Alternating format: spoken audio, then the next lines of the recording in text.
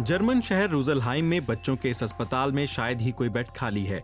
वजह है बच्चों और शिशुओं में सांस की गंभीर बीमारियां पैदा करने वाला RSV वायरस। RSV का मतलब है रेस्पिरेटरी सिंसिशियल वायरस। हर 2 साल में यह व्यापक रूप से फैलता है और बहुत से बच्चों को बीमार करता है। मिया को भी RSV है। बलगम निकालने के लिए उसे वेंटिलेटर पर रखना पड़ा है।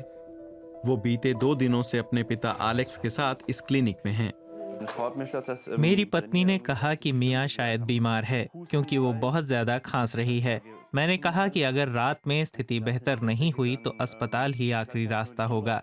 जैसे ही हम यहाँ पहुँचे तो इन्होंने कहा कि मिया को यहीं रखना पड़ेगा। नवजातों और छोटे बच्चों को, खासकर 2 साल से कम उम्र के बच्चों को ज्यादा खतरा है। उन्हें अक्सर किंडरगार्टन जाने वाले बड़े भाई बहनों की वजह से ये इन्फेक्शन हो जाता है। छोटे बच्चों को बलगम से पीछा छुड़ाने में बड़ी मुश्किल आती है, खास तौर पर जब ये सांस की नली में हो। वे इसे खास कर बाहर नहीं निकाल सकते। वायरस होने की स्थिति में उनके लिए कुछ पीना भी आसान नहीं रह जाता और जरूरी द्रवों की कमी से बलगम निकलने में और भी परेशानी होती है। कई बार स्थिति बहुत खराब हो जाती है। बच्चों को ICU में लाया जाता है और उनमें ट्यूब डालकर वेंटिलेटर पर रखा जाता है।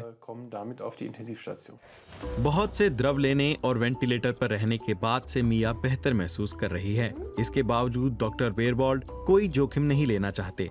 वे अपने मरीजों को तभी डिस्चार्ज करते हैं जब उन्हें लगे कि वो पूरी तरह ठीक हैं। तो कैसी है वो? बस खेल रही है। और पीना वो कैसा है? बस धीरे धीरे बेहतर हो रहा है।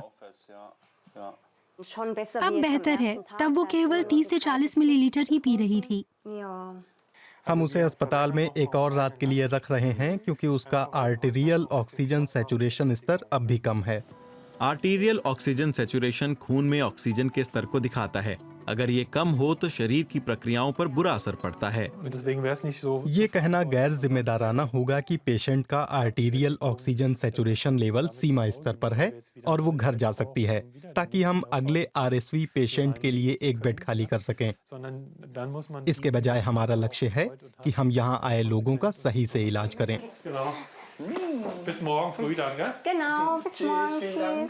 अब परिवार को एक रात और इंतजार करना होगा। इस बीच अस्पताल में बिस्तरों की मांग खूब बनी हुई है।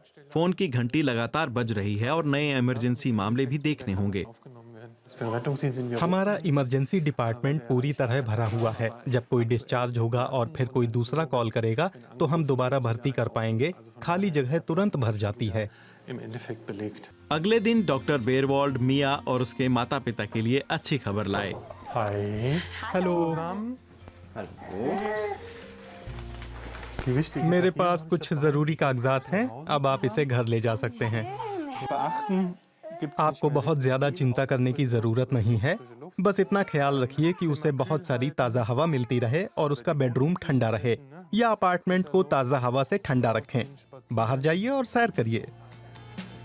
इन सब प्रक्रियाओं से इम्यून सिस्टम मजबूत होता है और शरीर में रक्त प्रवाह और सांस की प्रक्रिया बेहतर होती है।